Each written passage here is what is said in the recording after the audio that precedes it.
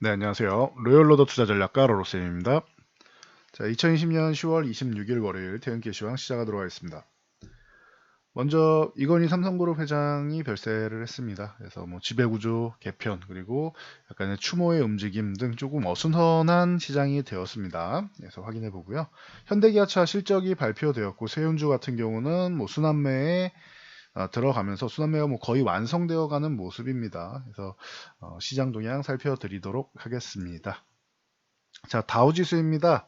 미국의 경기부양책 합의가 뭐 지연되고 있죠. 그래서 이 정도면은 주초에 해도 사실 일정이 빠듯해요. 그래서 이제 하원을 통과하고 상원까지 통과해서 이제 시행되려면은 좀 시간이 좀 필요한데 이제는 좀 빠듯하지 않는가. 이 백악관에서 양보를 많이 해서 이제 민주당 쪽에 의견을 디테일한 부분 빼놓고는 거의 다 들어줬단 말이에요. 규모 자체도 차이가 많이 났었는데 키웠고 심지어 공화당에서 반대까지 있었음에도 불구하고 백악관이 민주당 쪽의 의견을 좀 가까워지게끔 많이 밀어붙였는데 민주당이 지금 뭐 계속 그럼 공화당부터 설득하고 와 이런 식으로 끝까지 버티고 있죠. 이거는 글쎄요, 제 생각에는 민주당 쪽에 좋지 않은 영향을 미칠 수 있습니다. 이 상태면은 시민들이 원하는 것인데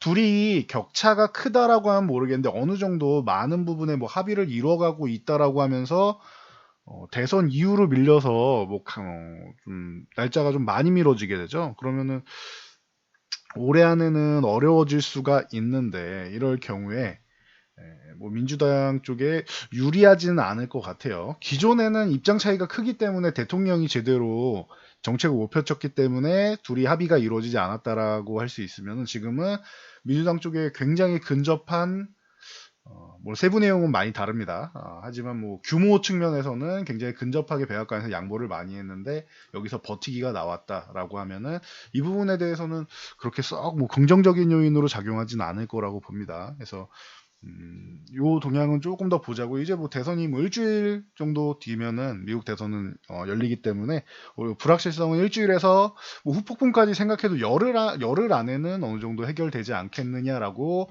보시면 됩니다. 이제 뭐 거의 뭐 끝나간다라고 보시면 돼요. 막바지라고 보시면 됩니다. 그래서 참고하시고요. 그러다 보니 1일1비라고 말씀을 드렸죠. 하루는 합의될 것 같다. 하루는 뭐 합의가 어려울 것 같다. 그래서 뭐 1일1비하고 있었는데 이 정도로 보시면 될 것 같습니다. 그래서 뭐 미국도 이제 거의 뭐 이슈가 끝나가는 이슈가 된다. 지나가는 이슈라고 보는 게 맞겠죠. 그리고 대선 전에 하는 게 중요한 거였지 대선 후에도 저 부양책은 합의가 되는 거예요.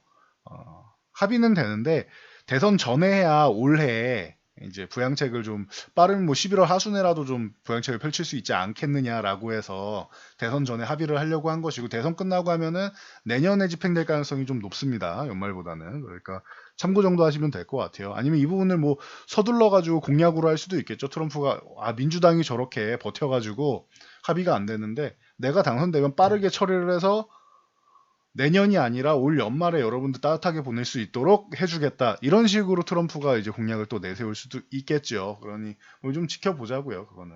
그래서 지금 이 상태로 합의점이 거의 이제 찾아가는 단계임에도 불구하고 안 된다라고 하면 민주당이 그렇게 좋은 소식은 아니다라고 생각하시면 됩니다. 그래서 최근에 오차 범위 안쪽까지 이제 어느 정도 지지율 격차가 좀 줄어 있었는데 이 부분에 대해서는 조금 지켜보면 되지. 일주일 있으면은 결과가 나올 거라고 생각합니다. 이제는 누가 될지 잘 모르겠어요. 이 정도까지 오면은.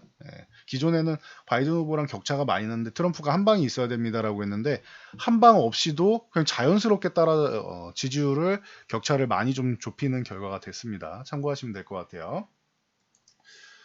자, 우리나라 증시 같은 경우는 조금 어수선했죠. 그래서 이제 해외 이슈 하나 더 말씀드리면은 이제 미국하고 중국하고 미중 무역 전쟁 있죠. 이 부분에 대해서는 이제 다시 한번 뭐 문제가 불거지는 거 아니냐라고 생각하시는 분들이 있을 텐데 우선적으로 중국이 미국과의 약속 이행을 하는지가 중요하다. 1차적으로 이제 경제적인 측면을 보면 미국 농산물 구매 부분이 지켜지는지를 보겠다라고 했죠. 근데 무역 합의의 목표치에 대비해서 71% 정도, 이건 파이낸셜 타임즈에 나온 결과입니다. 71% 정도, 이 정도면 충분히 이행하고 있지 않냐. 코로나 영향력임에도 불구하고 이 정도면은 중국이 충분히 의지를 보였다 정도로 평가를 하고 있습니다. 그래서 둘이 뭐 티격태격하는 것 같은데 그럼에도 불구하고 할 건 하면서 티격태격한다라고 생각하시면 됩니다. 그래서 참고 정도 하시면 될 것 같아요. 이 부분은. 자, 우리나라 시장은 이제 이건희 회장이 이제 별세를 하셨죠. 기존부터 건강이 안 좋은 건 뭐 전 국민이 알고 있었기 때문에 지배구조 부분에서는 좀 빠르게 조금 개선 부분이 일어났었다라고 보시면 되고, 이렇게 되면 뭐 상속세랑 여러 가지 측면에서 뭐 배당이 확대되지 않겠느냐라고 예상되면서 이재용 부회장이 이제 가장 많은 지분을 보유한 삼성물산 지분은 이제 17.32% 이렇게 보유를 하고 있죠. 그리고 삼성 SDS를 9.2% 이렇게 보유하고 있습니다. 그래서 기존부터 말씀드린 이재용 부회장 체제로 가면은 삼성물산하고 삼성 SDS 쪽이 장기적으로는 조금 긍정적일 수 있다. 하지만 그냥 그 삼성물산을 단순하게 삼성전자나 뭐 바이오로직스의 이 지분 가치만으로 얘기할 거라고 하면은, 그 부분에 대해서 주가 상승을 논할 거다라고 하면은 굳이 저는 삼성물산보다는 삼성전자나 그냥 삼성 바이오로직스를 매매하는 게 더 유리할 것이다라고 기존에 말씀을 드렸었죠. 그래서 이 부분 뭐 참고하시면 됩니다. 대신 장기적으로 볼 때는 물산이나 삼성 SDS 같은 경우는 어차피 이재용 부회장이 경영권 승계를 하게 된다라고 하면은 장기적으로는 좀 수혜를 좀 받을 수 있다. 그래서 단기적으로는 삼성전자나 뭐 삼성 바이오로직스를 직접 매매하는 게 낫고, 장기적으로 볼 때는 이쪽도 뭐 가능성은 있다라고 말씀을 드렸습니다. 참고 정도 하시면 될 것 같아요. 근데 저는 지배구조 쪽으로 해서 이 종목들을 매매하는 것보다는 뭐 우선은 삼성전자랑 바이오로직스가 낫지 않았느냐라고 뭐 생각합니다. 지금도 뭐 이 부분은 변함이 없습니다. 그래서 추후에 삼성전자가 어느 정도 상승해서 이제 좀 상승이 좀 막힌다라고 하면은 뭐 대체 종목으로 삼성 SDS나 이쪽에 볼 수가 있겠죠. 참고하시면 될 것 같아요. 자, 그래서 뭐 오늘 시장 같은 경우는 좀 뭐 추모하는 분위기, 그리고 주초니까 관망세 거기에 추모하는 분위기까지 겹치면서 좀 쉬어가는 분위기를 만들었다라고 보시면 됩니다. 코스피는 그냥 그대로 변동성을 점점 줄이고 있다라고 말씀드렸어요. 진폭이 이렇게 점점 줄어들고 있죠. 보시면은 맨 상단에서 하단까지 내려오고, 그 다음에 상단 근처 갔다가 내려오고, 이제 상단을 들 올라가죠. 하단도 들 내려가죠. 그러면은 변동성을 이런 식으로 좀 줄이고 있지 않느냐라는 이런 의심을 할 수가 있습니다. 그럼 이 수렴 과정이 끝나면 위든 아래든 방향성이 한번 나오겠죠. 참고하시면 될 것 같아요. 그래서 뭐 이 정도 보시면 되고, 이제 뭐 코스닥 같은 경우는 좀 과하게 밀어였는데 800포인트 부분에서는 여기서 이제 지지력 저점 매수 보이면서 지지력 부분을 나타내고 있었는데, 오늘은 뭐 강하게 밀어내렸습니다. 오늘 밀어내린 주체는 뭐 당연히 뭐 볼 것도 없습니다. 그냥 기관이라고 생각하시면 돼요.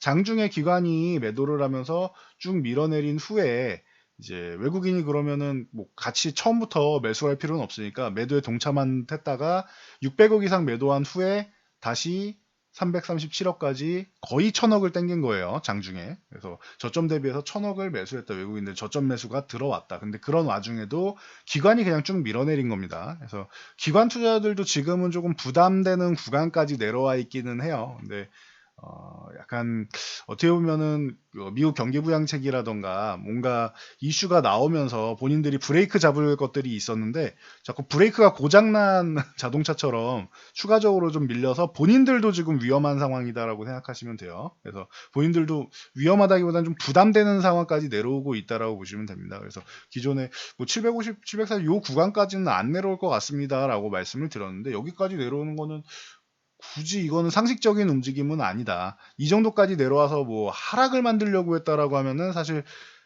코스피도 같이 밀려야 되는데, 한 장이 코스피가 잘 버텨주고 코스닥이 밀린다, 혹은 반대로 코스피가 밀리고 코스닥이 짱짱하다, 이러면 이건 조정이다라고 말씀드렸죠. 전체적인 하락이 나올 거면 양쪽이 같이 이렇게 밀려야 된단 말이에요. 코스피 코스닥이. 근데 코스피는 뭐 잘 버텨주면 코스닥만 이렇게 밀어내리는 거는 단기 조정이고 수급적인 측면이다라고 하면은, 이 부분은 수급이 해소되면은 이제 반등이 나올 수 있다라고 했는데, 미국의 정치 불확실성이 해결이 안 되면서 이 부분이 핑계거리를 하나 잃었죠. 거기에 이제 뭐 10월 말에 그 긴급 사용 승인 쪽으로 해서 이제 화이자 쪽으로 이제 백신을 이제 승인하고 싶어 했던 이제 트럼프 대통령의 의지는 3주가 밀렸습니다. 그래서 다음 달 셋째 주니까 그렇게 두 가지 이슈가 다 밀려버렸죠. 그러다 보니 기관에서 생각했던 브레이크가 하나도 나오지 않으면서 좀 더 밀린 상황이에요. 그래서 본인들도 부담되는 구간이다라고 말씀을 드렸죠. 현재 구간 같은 경우는. 그래서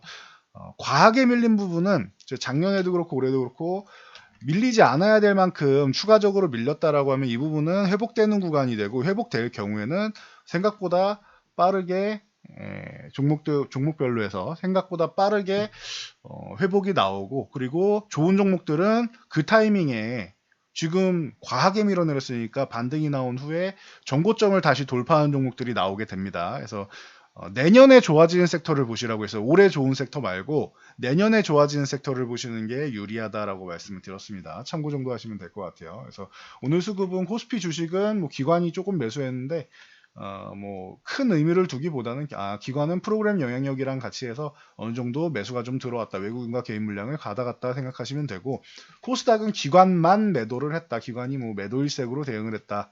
그동안과 뭐 일관성 있는 모습입니다. 그리고 외국인 같은 경우는 조금 매도했다가 저점 매수했다 반복을 하고 있다라고 말씀드렸어요. 코스닥 같은 경우는 크게 매도하지 않고 있다. 그래서 외국인은 이제 반등을 준비를 기존부터 하고 있었는데 기관의 매도 공세 그리고 이제 뭐 브레이크가 지금 고장난 정도 요런 움직임이다 생각하시면 됩니다. 그리고 선물 같은 경우는 외국인들이 뭐 매수한 것도 아니고 매도한 것도 아니에요. 이 500계약 정도면은. 그래서 크게 의미를 갖지 않아도 되고 옵션 동향은 금액 자체가 거의 없죠. 그러니까 이것도 크게 의미를 갖지 않는다라고 보면은 오늘 수급은 그냥 중립적인 수급이고 기관만 매도했다라고 생각하시면 됩니다. 외국인 중립의 기관 매도 정도로 보시면 됩니다. 그래서 이제 뭐 이 하락도 어디까지 내려가냐보다는 거의 다 왔다. 네, 핑계거리 하나만 있으면은 뭐라도 하나만 나와라라고 기다리고 있는 거예요. 그러면은 반등이 나온다. 그러니까 여러분들이 너무 불편해하시고 뭐 좀 그런 구간인 건 맞지만 지금 너무 또 과도하게 여기서부터 뭐 비관적인 생각을 갖거나 그러실 필요는 없다라는 거 알고 계시면 될 것 같습니다. 자, 삼성전자 말씀드린 대로 뭐 삼성그룹, 뭐 이건희 회장 뭐 별세 이후에 뭐 배당 같은 경우는 좀 더 들어올 수 있겠죠. 그래서 뭐 나쁘지 않은 모습이었습니다. 오늘 6만 원 위에서 그냥 여전히 유지해주는 모습. 기존 움직임과 별 차이 없습니다. 6만 원 위쪽 유지해주고 뭐 조금 살짝 밀리더라도 바로 회복해주거나 뭐 21선 터치받고 회복해주는 이런 모습입니다. 이제 슬슬 6만 원 위쪽으로 해서 6만 2천 원도 돌파할 때가 다가오는데 시장이 살짝 턴하는 모습만 보여주면 돌파하는 건 어렵지는 않다라고 보시면 될 것 같습니다. 그리고 그룹주들을 뭐 간단히 오늘은 좀 봐야 될 것 같은데 삼성물산 뭐 당연히 이재용 부회장 지배구조 얘기 나올 때마다 가장 우선적으로 봐야 된다라고 말씀드렸습니다. 그래서 삼성물산이 뭐 급등을 보였는데 이 12만 원 구간을 넘어가는 게 중요합니다. 12만 원 안착하면은 22만 원 위쪽에서 놓을 가능성이 높습니다. 삼성물산은. 그리고 여기서 안착 못하고 밀린다라고 하면은 어떻게 보면은 추후에 다시 한번 뭐 매매 타이밍을 잡아볼 수는 있겠죠. 삼성물산 같은 경우는 지금 소외되어 있던 종목이고 위쪽으로 10만 5천 원 구간 한 차례 뭐 노려보고 있었는데 이제 슬슬 순환매가 돌아야 될 타이밍에 이슈가 터지면서 뭐 상승을 한 겁니다. 최근에 소외주들 순환매 많이 돌고 있다라고 말씀을 드렸죠. 그 타이밍에 이슈가 터졌다라고 생각하시면 됩니다. 그래서 참고하시면 돼요. 이재용 부회장이 17.32% 보유하고 있다. 그리고 삼성 SDS 같은 경우도 이재용 부회장이 9.2%를 보유하고 있다. 그래서 오늘 위쪽 방향으로 뭐 돌리면서 올라가려고 하는데 이 18만 5천 원 전후 구간, 18만 5천 원에서 19만 원 요 사이 구간을 잘 돌파를 못하죠. 그래서 이 구간 같은 경우 오늘 살짝 걸렸는데 삼성물산하고 똑같습니다. 저항 구간에 걸쳐는 놨는데 돌파는 못한 모습 정도 생각하시면 됩니다. 그래서 둘 다 거래량은 좋았는데 넘어가지는 못했다. 만약에 뭐 내일이든 이번 주 안에 요 19만 원까지 아예 넘어가 준다라고 하면 삼성 SDS도 나쁘지 않은 모습이 나오겠지요. 그래서 참고하시면 됩니다. 삼성 SDS는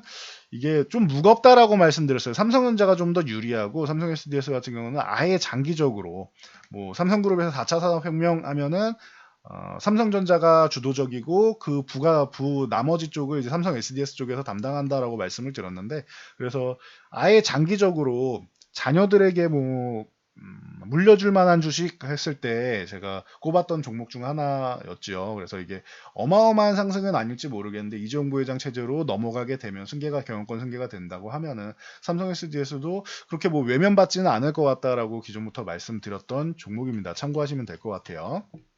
자, 그리고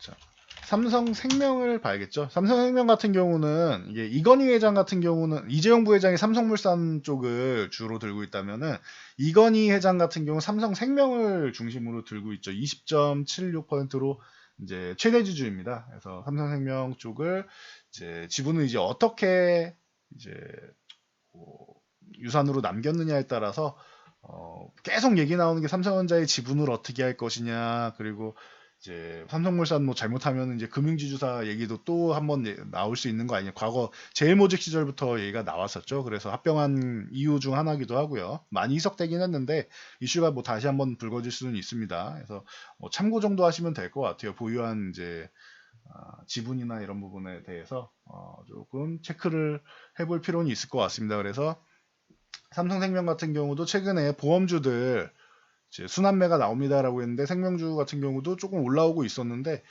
66,000원 여기 돌파하는 게 중요하다고 했는데 66,000원은 살짝 걸쳐놨습니다. 오늘 돌파 못하고. 그래서 추후에라도 66,000원 넘어가서 안착한다라고 하면은 방향 자체는 위쪽으로 보면서 배당 쪽에 기대감을 조금 더 가져볼 수는 있겠죠. 그래서 뭐 같이 볼 만한 주식으로 삼성생명, 그리고 호텔신라 같은 경우는 뭐 경영권 승계 과정에서 이재용 하면 바로 옆에 항상 이 사법 리스크 나올 때마다 이부진 회장 같은 경우가 항상 나오는데 이쪽으로 해서 이제 항상 뭐 얘기 나오는 정도라고 생각하시면 됩니다. 근데 호텔신라는 그렇게까지 이부진 쪽으로 해가지고 뭐 경영권 승계 쪽이 나올 가능성 뭐 거의 없다라고 보시면 되겠죠. 이건 거의 뭐 없다 쪽이 맞는 것 같습니다. 제가 볼 때는. 그래서 참고 정도 하시라고 보여드렸습니다. 그리고 특이 동향으로는 이런 종목들이 오늘 좀 많이 움직였어요. 에이테크 솔루션. 오늘은 자율주행차 때문에 오른 게 아니라고 저는 보고 있습니다. 왜냐면 다른 종목들은 크게 뭐 멋지지 않았기 때문에 에이테크 솔루션이 기존부터 말씀드렸는데 자율주행 보시는 분들은 삼성전자가 2대 주주로 있으니까 그 삼성전자랑 뭐 협업이나 여러 가지 측면에서 뭐 가능성이 있지 않겠느냐라고 기존에도 많이 소개해드렸고 저희도 뭐 기존에 매매했던 종목이죠. 그래서 에이테크 솔루션 같은 경우가 요 이슈를 통해서 상한가 들어갔다가 쪼로록 내려왔습니다. 그래서 참고 정도 하시면 될 것 같아요. 2대 주주가 이제 에이테크 솔루션이다. 근데 이번 지배구조랑은 별 상관은 없을 거라고 생각합니다. 그러니 테마성으로만 보셔야 돼요. 이거랑 같이 아남전자가 오늘 또 뜬금없이 상한가를 들어왔죠. 아남전자는 이제 하만에 납품하고 있고 삼성전자가 하만을 인수하면서 그때 뭐 이슈가 많이 됐던 종목인데 이렇게 엮여가지고 올라간 거라고 보시면 돼요. 근데 이 아남전자가 올라갈 거 에이테크 솔루션은 지분이 있으니까 그렇다 치는데 아남전자 같은 경우는 이렇게 까지 상한가에 들어갈 정도인가라고 의문이 들어요. 차라리 저라면은 제 기준에서는 SFA 같은 게 차라리 오히려 어떻게 보면 지분 얘기를 할 거면 이쪽이 더 어울리지 않느냐. 자, 이 SFA는 이제 지분이 이제 최대 주주가 이제 DY홀딩스가 33.27% 보유하고 있고 2대 주주로 삼성디스플레이 뭐 삼성전자가 갖고 있다고 생각하시면 됩니다. 삼성디스플레이가 10.14%를 보유하고 있어서 차라리 SFA가 엮여 있는 게 맞지 않느냐라고 보는 시각이 저는 그게 더 옳지 않나 싶어요. 그러면은 SFA는 36,000원 오면은 좋고 37,000원 이하에서는 그쪽으로 관심 있는 분들은 매매를 해볼 수는 있겠죠. 근데 SFA는 항상 말씀드리지만 조금 무겁습니다. 종목이. 그래서 시총도 있고 묵직한 종목이니까 참고 정도 하시면 될 것 같아요. 그리고 또 다른 쪽으로는 이제 원익홀딩스나 원익IPS 제가 뭐 자주 소개해드리는 종목 중 하나죠. 원익IPS도. 그래서 뭐 원익IPS 뭐 최근에 항상 뭐 M&A 이슈로 많은데 원익IPS 같은 경우도 이제 삼성전자가 3.8% 보유하고 있고 이제 그 삼성 디스플레이로 해서 3.77% 보유하고 있습니다. 그러면은 두 개 합치면 뭐 7%가 넘죠. 그래서 원익IPS의 지분을 꽤나 보유하고 있다라고 보시면 되고 원익IPS의 최대 지주는 뭐 당연히 뭐 원익홀딩스인데 자, 원익홀딩스 같은 경우도 삼성전자가 2.3%를 보유하고 있습니다. 그리고 삼성디스플레이도 2.28%, 그러면 합치면은 한 5.5, 5.6 정도의 이 지분을 보유하고 있는 종목이에요. 그래서 지분으로 따지면 차라리 SFA나 뭐 이런 원익그룹주라던가 뭐 이런 쪽이 움직이는 게 맞는 거지, 굳이 뭐 아남전자가 저렇게까지 움직일 이슈인가는 저는 조금 의아합니다. 저건 테마성이다라고 보시는 게 맞는 것 같아요. 그리고 그 외에도 과거에 2016년부터 해서 투자가 이루어졌던 솔브레인 동지세미켄, 올해도 얘기 나왔던 SNS텍, YIK 같은 경우도 3자 배정으로 해서 투자를 계속 하고 있지요. 그러니까 이런 기업들이 같이 엮일 수 있는 건데, 굳이 이번 이슈를 통해서 이 종목들을 보는 거는 굳이 저는 이 종목들을 보지는 않을 것 같습니다. 그러니까 뭐 참고로만 알고 계시면 될 것 같아요. 삼성전자나 뭐 디스플레이를 통해서 이렇게 지분을 투자하고 있고, 기존에 뭐 소재 기업이나 해서 계속 투자를 해왔던 부분들이 많이 있으니까 이런 기업들이 많아요. 그러니까 참고 정도 하시면 될 것 같아요. 무리하게 찾으려고 하지 마세요. 저쪽으로. 그래서 그리고 제가 항상 말씀드리지만, 남의 불행, 누군가 이제 별세를 하셨는데, 남의 불행을 통해서 돈을 벌려고 하는 거는 그렇게 좋은 결과가 나오지 못하는 것 같아요. 돈을 단기적으로는 벌더라도 그 돈은 이상하게 다시 빠져나가는 느낌이 들더라고요. 저는 그렇습니다. 그래서 정직하게 버는 게 맞지 않느냐라고 저는 개인적으로 생각을 합니다. 그래서 참고 정도 하시고, 아니다, 나는 시장이 주는 수익은 모두 받는 게 맞다라고 생각하시면은 제가 방금 말씀드린 기업들도 체크해서 같이 보시면 되겠죠. 참고하시면 될 것 같습니다. 자, 현대차 실적 발표였습니다. 매출액이 27조 5,758억으로 전년 동기에서 플러스 2.3%가 늘었습니다. 그래서 뭐 매출 뭐 양호했고, 영업 손실, 영업 이익이 아니라 영업 손실이에요. 손실로 3,100억인데 선방했다라고 할 수 있습니다. 뭐 적자인데 뭔 선방이냐라고 하실 수는 있는데, 이게 단기 비용이 들어가서 그래요. 이 세타2 엔진 리콜이랑 품질 개선 비용으로 해서 이제 현기차가 3조 4천억이 들어간다라고 합니다. 그래서 이 중에서 현대차가 부담하는 게 2조 1352억이에요. 그래서 이 정도 금액을 충당을 했음에도 불구하고 뭐 3,100억 손실이면은, 이 정도면 선방했다 정도로 생각하시면 됩니다. 그리고 3분기 자동차 판매 수는 이제 100만 대가 조금 안 돼 99만 7,800대로 전년 동기 대비해서 9.6% 감소했는데 매출이 늘었다라고 했죠. 자동차 판매가 9.6%가 감소했는데 매출이 는 거예요. 이거 왜 그러냐? 뭐 환율 영향력도 있지만, 중요한 거는 이제 과거랑 다르게 현기차가 이제 제네시스나 뭐 이런 이제 SUV 뭐 GV80 뭐 이런 고급차 쪽으로 해가지고 판매가 증가해서 비율이 좀 늘었다라고 생각하시면 돼요. 그래서 매출이 좀 좋았다. 그러면은 나쁠 게 없는 거죠. 저 현대차의 이제 고급화 전략, 그리고 브랜드를 런칭해서 나누고 있죠. 지금 아이오닉까지 런칭을 해서 전기차까지 브랜드를 나눠놨는데, 성공적으로 좀 자리 잡고 있지 않느냐, 이 정도면은 나쁘지 않다라고 생각할 수 있습니다. 그리고 내년에 포부는 이제 중국 시장에서 지금 계속 죽쓰고 있죠. 이거 어쩔 수 없어요. 한한령 때문에 사드 보복 이후로는 계속 부진인데, 중국 시장의 제네시스 브랜드를 공식으로 런칭하고 내년부터 공격적으로 들어가겠다라고 하는데, 고급 이미지로 이제 좀 제고해보겠다. 현대차가 아닌 제네시스로 진출을 해보겠다라는 거죠. 근데 중국 사람들이 바보도 아니고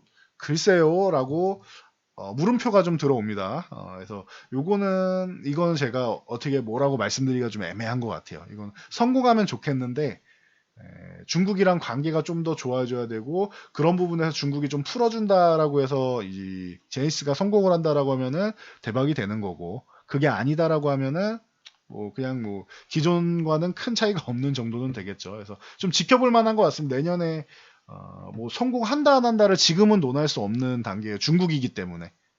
그래서 뭐 요거는 참고하시면 될 것 같습니다. 중국은 정책에 의해서 공산당이라서 정책에 의해서 움직이는 부분이 많아서 그렇습니다. 이 부분은 참고하시고, 기아차 같은 경우 덕분에 그래서 현대차가 오늘 장중에 강세를 보였고, 기아차 같은 경우도 실적이 발표됐는데 매출액이 16조 3,218억으로 해서 전년 동기에서 이제 8.2%가 올랐습니다. 뭐 긍정적인 요인으로 보시면 되죠. 그래서 영업이익 같은 경우는 33%가 줄었어요. 그래서 1,952억인데, 이것도 아까 말씀드렸죠. 대손충당금, 기아차도 적지 않은 금액이에요. 1조 2,600억이기 때문에 이것까지 생각을 하면은 영업이익이 그렇게 나쁘지 않았다. 현기차 모두 선방을 했다라고 생각하시면 됩니다. 그래서 글로벌 차량 판매는 이제 70만 대 조금 안 되는 69만 9천 대입니다. 거의 70만 대는 돼요.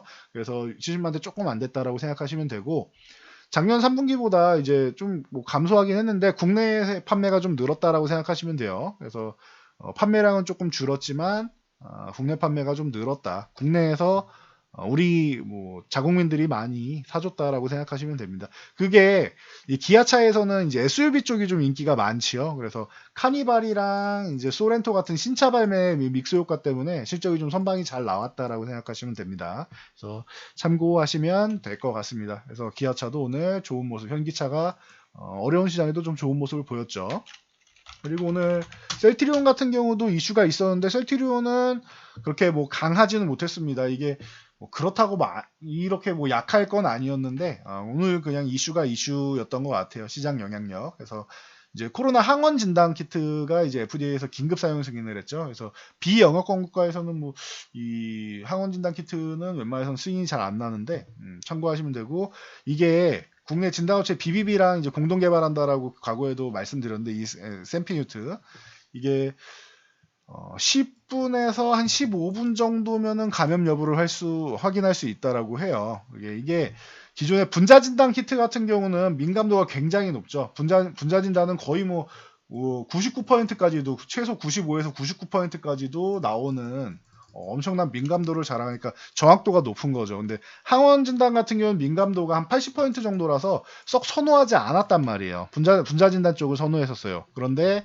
이제 항원 진단 쪽으로 이 셀트리온 쪽에서 95% 정도까지 맞췄다라고 합니다. 그러면은 임상에서 이 정도 나와서 정말로 95%가 나온다라고 하면은 신뢰도가 굉장히 높은 것이지요. 그래서 참고하시고, 이게 또 긍정적인 게 뭐냐면은 독감 주사 요즘 좀 문제가 많이 되고 있는데, 좀 독감이랑 코로나19랑 이제 감염 여부를 동시에 진단하는 제품을 이제 출시할 수가 있습니다. 이게 개발이 가능해요. 그래서 항원 진단 키트 쪽으로 해가지고 좀 가능성을 좀 보이고 있지 않느냐라고 이제 생각하시면 됩니다. 그래서 셀트리온 그룹주가 오늘 장중에는 좀 강했는데 유지하지 못했습니다. 근데 호재를 계속 쌓아나가고 있죠. 셀트리온 그룹주 같은 경우는. 그러다 보면은 요 쌓여있던 호재들은 25만 원 요 여기는 이탈할 구간이 아닌데 25만 원 회복해준다라고 하면 30만 원 구간 정도까지 한번 도전해보는 건 어렵지 않다. 만약에 30만 원 넘어간다라고 하면 그거는 다시 한번 올라가는 것이고, 셀트리온 그룹주는 호재 이슈 이런 거 외에도 그냥 실적 자체가 좋은 기업이기 때문에 그렇게 뭐 걱정할 건